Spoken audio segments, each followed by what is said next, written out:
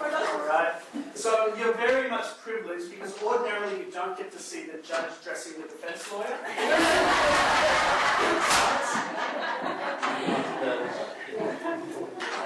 Okay, so the premise of today's scenario is something that we've done a few times, ordinarily in the Supreme Court, with Supreme Court and local court judges, to give them a sense of what it would be like to actually be in court when court is run in a language that is not your first language. So the first time we ran this, Justice Dean Nhulunbuy was the defendant, and he said that in 20 years of sitting on the Supreme Court bench, he had never had any clue what it would feel like to actually sit in that chair and to have people laughing at you, talking about you, and not having any idea what was actually being said.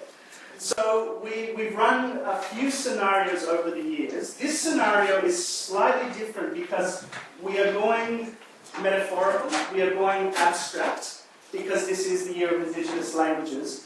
And so today it's not actually a person who is being put on trial, but a language that is being put on trial. So English has been brought to court, charged by Nhulunbuy for the crime of linguisticide. So the case will be made by the two counsel. Soon will be introduced to our honourable judge. And hopefully, for the sake of all of us who don't speak Nhulunbuy, at some stage in the proceedings, an interpreter will arrive. If we don't have an interpreter, then you'll just have to guess what's going on. Now, we very generously had Dr. Michael Walsh agreed to sit in at the last minute representing English. And of course, one of the ironies is that Dr. Walsh has done so much work over the decades to work, protect, preserve, and help Aboriginal languages thrive. So this is very much an ironic defendant sitting in the dock here, but I figured his good looks helped him to represent a stereotypical English person who might have arrived in Australia in 1700.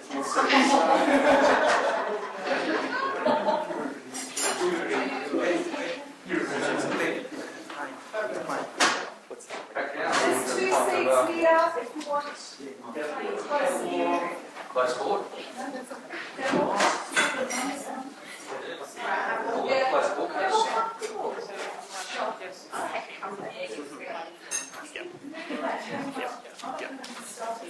Yep, that's right.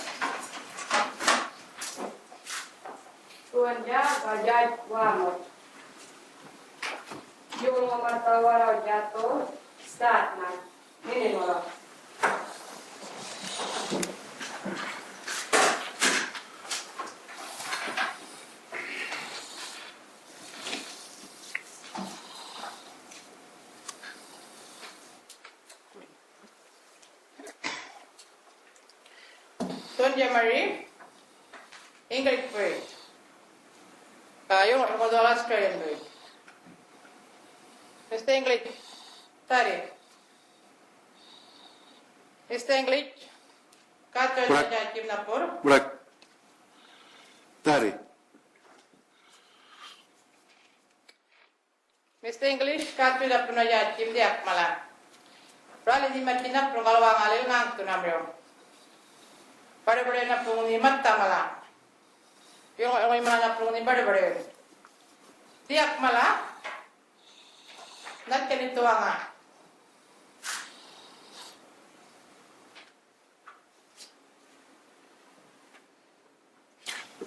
Laka na progal dia kalang oi mai pre. Mr. English pre. Prosekira. Mr. English Martin Raleigh, na progalawang almerta ngayon. 26 January 1798 to. Paano English po na prowato? English na priya kanya world era. English ya rin pumapawang apo eh. English ya kadwalang apo eh. English ya kanya alawang Darwin mira. English to yun. Kung panmari yung una pulong gamat tao malang.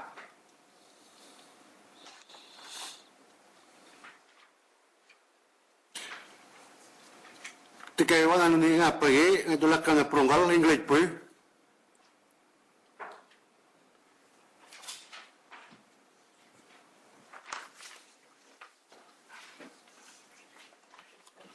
Tuan dia apa?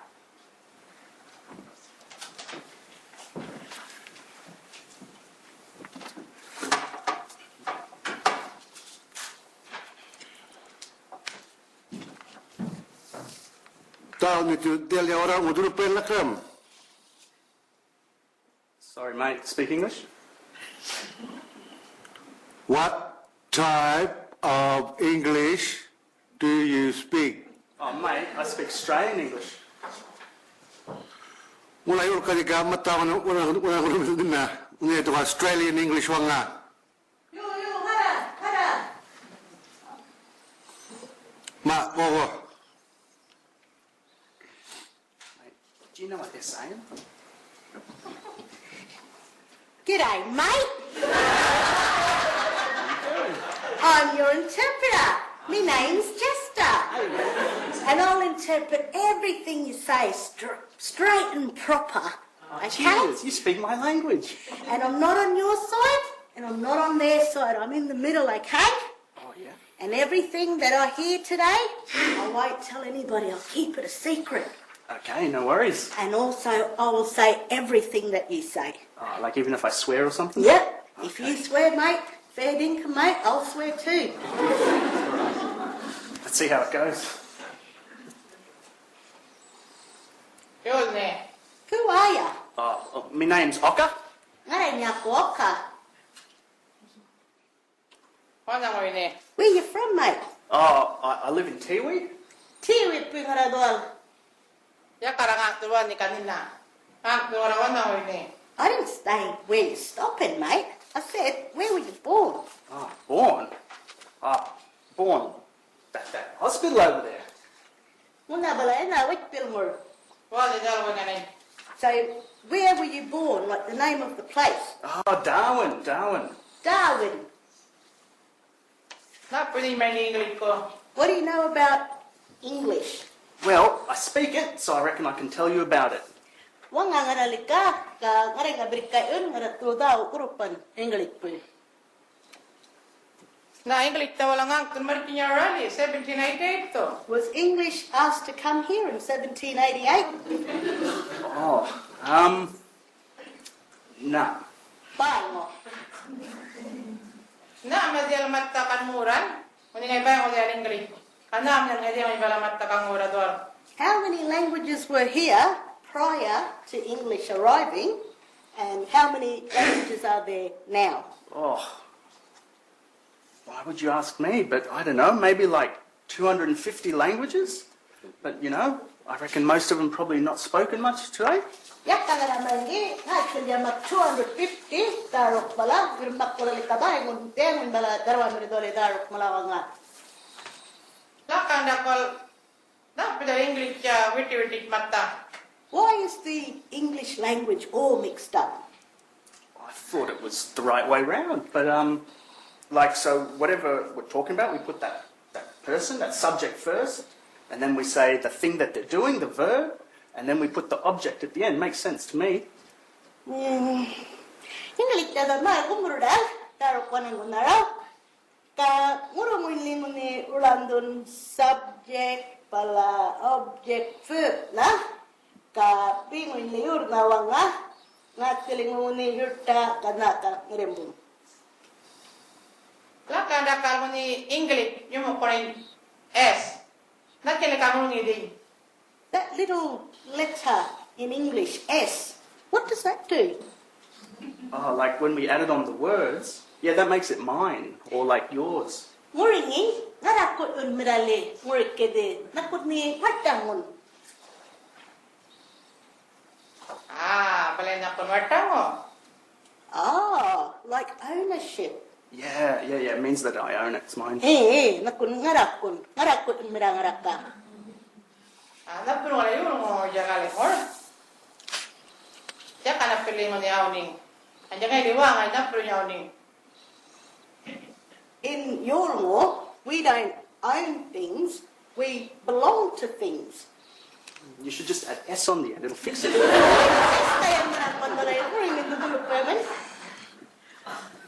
Napuro niya. Wangapur.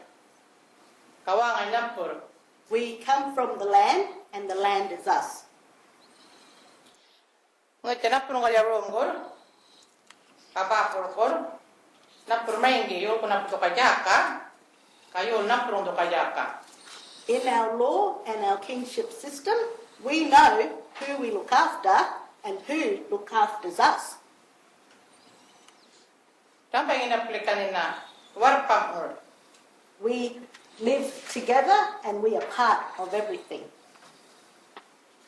Napoli ka English yang harap ko ilmu warpam ko. Purtigaw, ataw, wangaw. Why does English own everything? Like my car, my food, my home. Oh. Guess we just like owning things. Makin na perjal na pertukang rakot un mirmula na kumalango.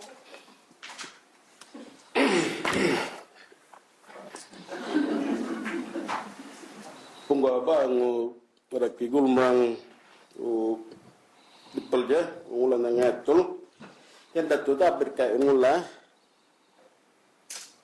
natjan wali English tu walu lakam ka wanang ngedal English. I can't object to that. My question is about the way English talks about time. Where does English time come from? Oh, well, I heard it's meridian time starts at this place called the Greenwich Mean Line. So we synchronize all of our clocks around the globe on that timeline, and it depends on the rotation of the Earth. English jadwal, unilika rakki mura, unatak mur, unagale wanga mur. Nah, lakan ni kalau dah kalau ni orang jam munatal lelaki, una kalau orang ka orang ini walu ni malakam. Nak pun balanya dual ngapa ke dual nawi berpar dual. What? Are you telling me that English time comes from a line in the ground on the other side of the world? And people tell the time like this non-Indigenous measured stick? Yeah? Yeah. Ya, pulang kat tempat kantor. Kamu ni tu dal kanjar dor undual ka patre belak tu palanya nak pengkajat tu dor unu ne nango natkana dual lakam. And when your non-Indigenous message stick gets flat, how do you tell the time? Oh. I was going to say phone a friend, but that wouldn't work. Yeah, just guess.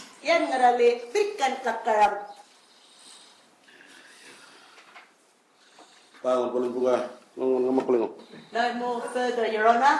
It's up to you, Prosecutor. Sorry, Your Honour, forgot. I'm finished, Your Honour.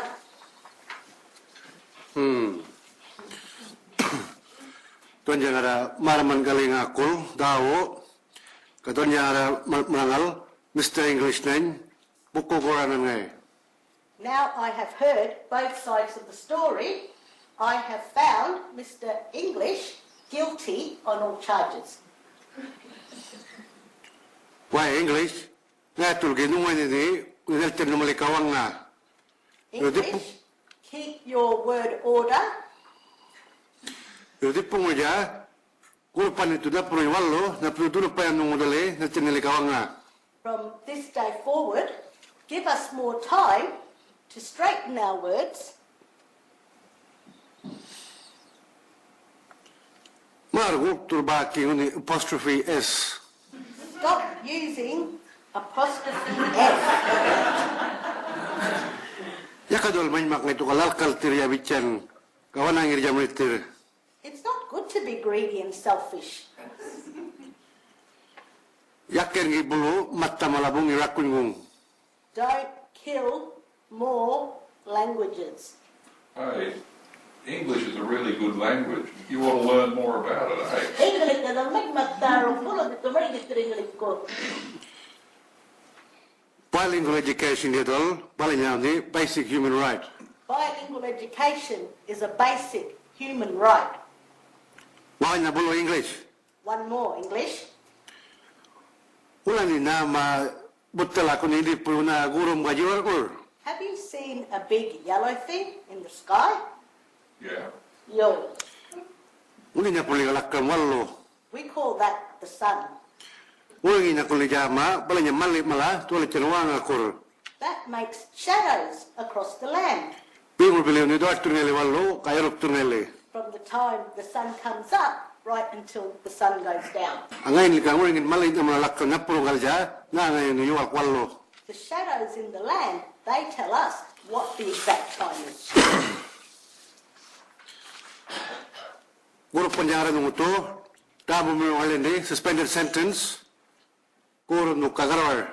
I sentence you to 4 months, fully suspended.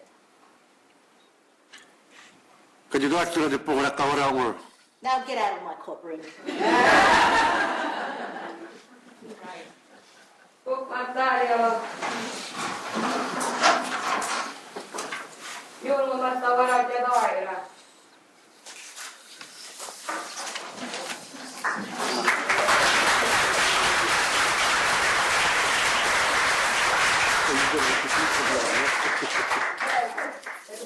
Thank you, Mr.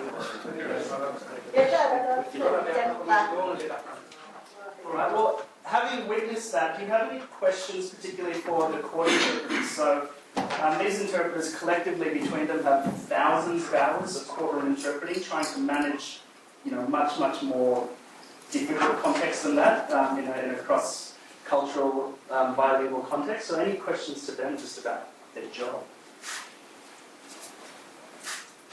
So we've talked about health and we've talked about education and the complexities there. So I guess you can't get more complicated than Australian law. How do you personally cope with your job in that situation?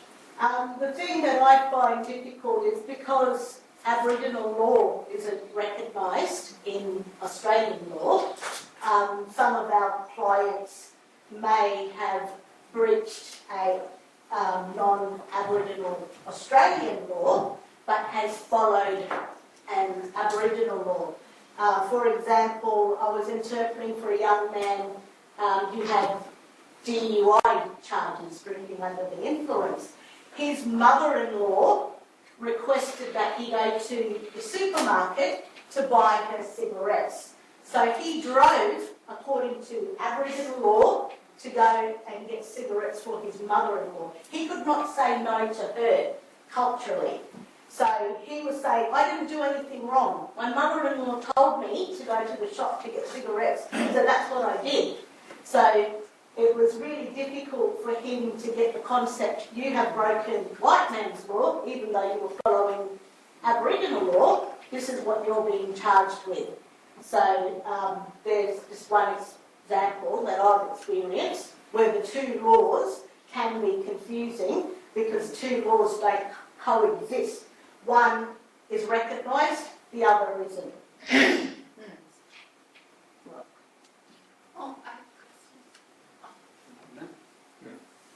I'm a bit worried about you people.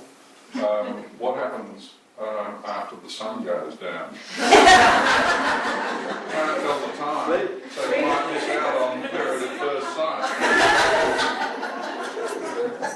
When the sun goes down, Bed.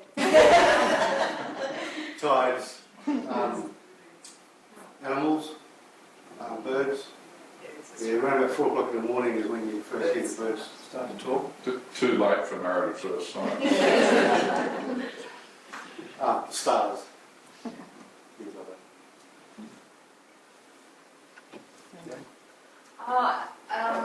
I guess speaking the same language as the person you're helping speak for. How do you manage if that's somebody you know or somebody that there's some kind of conflict with? Is that difficult, or have you got processes in place to make that safe for everyone? Well, as interpreters, as all interpreters around the world, we have a code of ethics. We follow that. We explain it to both our client, patient, whatever, and to the professional, and we follow the rules.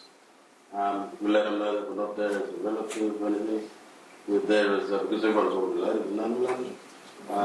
We tell them that we're here as interpreters. So we have to follow our code of ethics. Everyone's related. So when we get the booking request, we need to establish if there's a conflict of interest prior to accepting the job. So if that person's closely related, we say no. But if that person is outside of our what we call kinship system, which is the immediate family, it might be the extended family, we'll accept jobs for that extended family. The ones that we don't have a contact with every single day, we don't associate with them because we need to follow the code of ethics. And also we have avoidance relationships between in-laws and also brother and sister. So I wouldn't do a job for a male client that I call brother in the Aboriginal kinship system. Also, different experiences amongst interpreters. So someone who's more experienced could interpret for a close family member, as long as they keep their follow the code of ethics, the rules.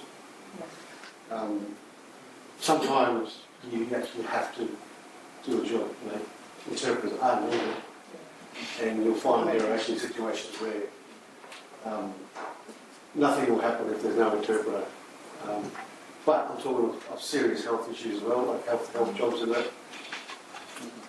And with those scenarios, what then happens is the interpreter declares the conflict of interest, and then it's up to the parties to decide whether balancing up the potential conflict versus the need for an interpreter and the lack of alternative interpreters basically becomes an informed decision to proceed. Yep. Over here. I'd like to ask, being not a little bicultural, how do you manage the tension when you're sort of seeing things are going wrong because the culture, the other person doesn't understand the cultural issues, like you just explained about the mother-in-law experience. And how far do you go into explaining culture there and then for these prosecutors, the lawyers, the whole range of people? Well, if communication is breaking down between the client and the professional due to cultural reasons, that's when an interpreter can only give advice, is cultural advice. So we can't give our own advices, we can't give our own opinions, but we can advise professionals or even clients based on cultural issues that may arise. And it's only if it's affecting the communication. Yeah, so it's sort of like an informal ad hoc process, or do you have formal trainings, cultural trainings that you're providing to people in the courts as part of your day-to-day job? We don't do cultural training. We do, I think you may have seen it earlier, working with interpreters training. Yeah. We can discuss cultural aspects in that training, but we're not a cross-cultural training service. And do you see that as a future role for people talking this morning about literacy and translation rather than just interpreting? Do you see that as a future role for your service? We could incorporate it into our training for our interpreters and our professionals. I'd rather not. So I'll give one example. So this was where I was lawyer. I think Derek was my interpreter.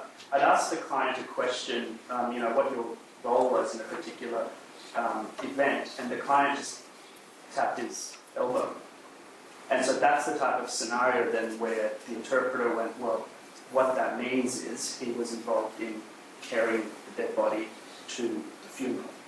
And so that was taking what the client was trying to communicate using non-verbal into a cultural explanation, but it was not a whole unpacking of the Yolngu ceremonial system. It was just enough to make me understand that action from the client. And like with the poison cousins or poison aunties, for example, I had a job yesterday at RDH, and it was an urgent job, so I accepted it because they just gave me an English name and a surname, and we usually go by the Yolngu name, and we'll recognise that person and how they're related to us. So when I got there, it was my poison auntie, and it was a serious job that needed to be done, and her escort went somewhere. So when I went in there to see her, I had to talk by my side and ask her if it was all right for me to talk for her. So she gave me the permission, so then I came in and sat down and explained it to her.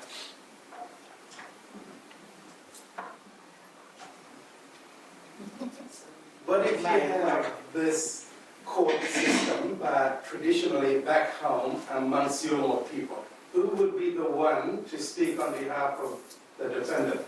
And who has that right through kinship law? Generally uncles, I'd say.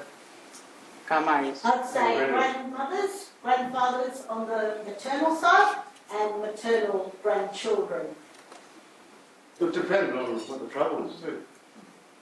Whether it's got to do with a certain tribe or certain clan group. People have obligations, cultural obligations or responsibilities.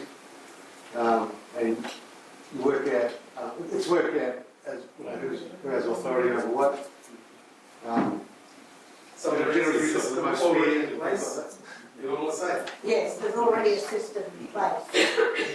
And that's when, just for example, palliative care, when someone's told that there's no longer any treatment, they're going to pass away, they need to go home, that person doesn't make that decision on their own. There are people in the Aboriginal kinship system that actually makes that decision for that person, and there's spokespeople as well. So they'll say to the doctor, we want grandma to go home to pass away on country, and think of cultural aspects in that. And even as interpreters ourselves, we can't just interpret a palliative care interpreting job just for anybody. We have to be the right kinship person as well in the Aboriginal kinship system. So I can't tell a sister or a brother in the Aboriginal kinship system that they're going to pass away and what do you want to do. Do you want to go home or do you want to pass away here in hospital?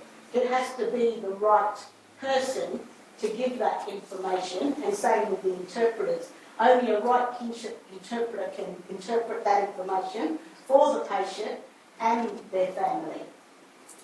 So just an example of cultural obligations, in this room right now, there's actually three of us, the cameraman and this one here, myself. If any one of us died, there's two people in this room that would ultimately be responsible for how our funeral procession would proceed. So it's this one and Joy. Being our grandmothers in the traditional way. So that's our mothers' great aunties, you might call it. And also that comes to next of kin as well. Your next of kin may be your husband or your wife or your children. In the Aboriginal kinship system, the next of kin can be somebody else, not your partner, not your children. It may be someone else in that kinship system. And same with the life insurance and stuff like that. It may not go to your partner or your children. It may go to someone else. In courtrooms, is there a lot of variation between different judges, different lawyers in how much cultural... There's good judges and there's not so good judges. Are there judges judges just cut you out and don't want to hear that. Yeah, like I walked across, the lawyers told me, yep, you can go to the witness box and stand up next to the witness. As I'm walking across the floor, the judge goes, who ordered the interpreter? Freeze right in the middle of the courtroom. But we are the only person in a courtroom that can stop the judge. And the Supreme Court Chief Justice has just recently said that he's going to elevate the status of interpreters to officer of the court, which is a very significant change. Yeah. I can see a massive need and demand from the system, the court system. What about the Indigenous people coming up? Are they like, oh, I need my interpreter to go to court, or what's the demand from that side? Generally, they'll try and contact us personally if somebody need help.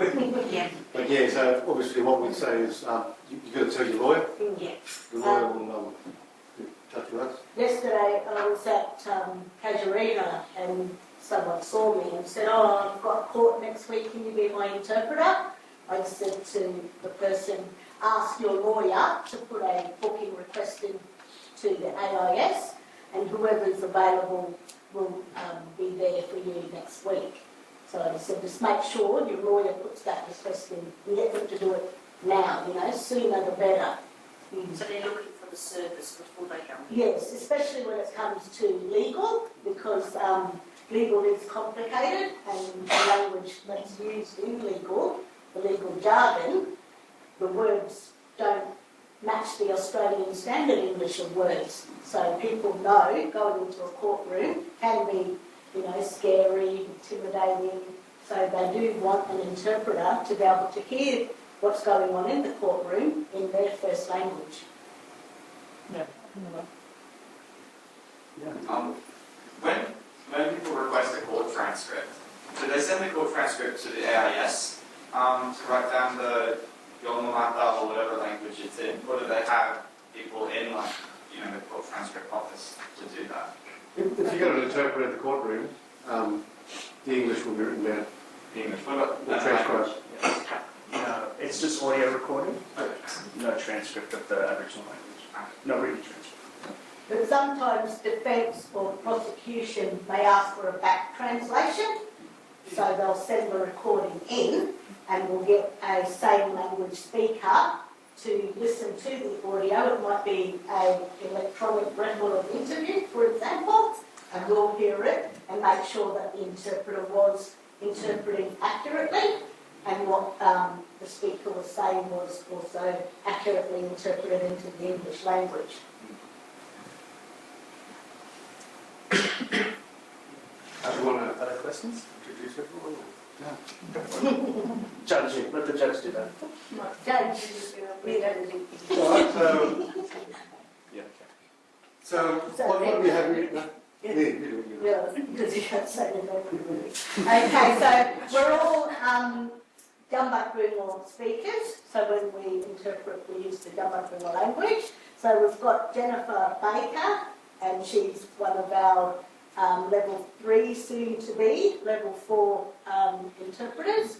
We've got Labi Gumbula, he's also a Nhulunbuy interpreter, and also he's a interpreter support development officer. So he helps new and existing interpreters get through the levels and supports them and mentors them and goes out to those highly complicated and specialised jobs at the hospitals and courts. Derek is our training and capability manager, so he's in charge of the training team. Myself, some of you have already met me this morning. My name is Nadezhda Puxana, and I'm a trainer and also a NAATI accredited Nhulunbuy interpreter. And this is Talima Morgan, who is a level 2, soon to be 3 Nhulunbuy interpreter.